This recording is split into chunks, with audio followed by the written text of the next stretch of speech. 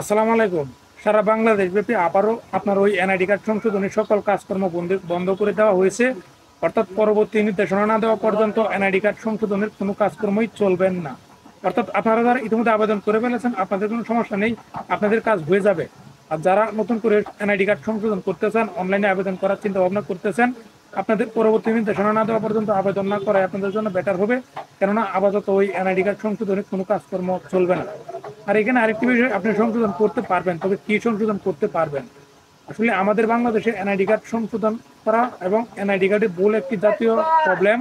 আমাদের মোটামুটি সকলেরই এনআইডি কার্ডে ওই বিভিন্ন তথ্য বিভিন্ন কারণবশত ভুল আসে।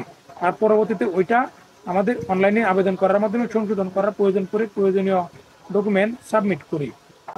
আর বর্তমানে যেহেতু নির্বাচন কমিশনার যে কর্মকর্তারা ওনারা ওই এনআইডি কার্ড সংশোধন করার জন্য যে সকল কাজকর্ম বন্ধ করে দেওয়া হয়েছে। কিন্তু এখানে আরেকটি বিষয়, আপনারা নামের বানানগুলো সংশোধন করতে পারবেন।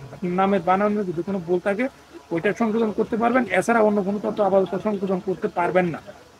আর আপনারা ওইটা পরবর্তী নির্দেশনা কবে আসবে, আবার কবে ওই এনআইডি কার্ড সংশোধনের কাজকর্ম চালু হবে। আসলে আপনারা ইতিমধ্যে সকলে অবগত রয়েছেন যে সামনে সংসদ নির্বাচন। তো ওই আমি আশা করি ওই সংসদ নির্বাচনের আগে ওই এনআইডি কার্ডটি সংশোধন করার কোনো কাজকর্ম চালু হবে না।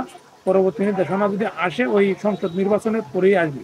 সুতরাং আমি আপনাদেরকে বলবো, যদি আপনি ওই এনআইডি কার্ড সংশোধন করতে চান কিংবা বিভিন্ন অনলাইন ভিত্তিক কাজকর্মগুলো ঘরে বসে করতে চান, তাহলে অবশ্যই চ্যানেলটা সাবস্ক্রাইব করে পাশে থাকার চেষ্টা করবেন। আমি আমার দোকানে অনলাইনের যে কাজকর্মগুলো করি ওই কাজকর্মগুলো ভিডিওর মাধ্যমে আপনাদের সাথে শেয়ার করার চেষ্টা করি, যাতে আপনারা আপনার প্রয়োজনীয় কাজটা ঘরে বসে আপনার হাতের মুঠিতে করে নিতে পারেন।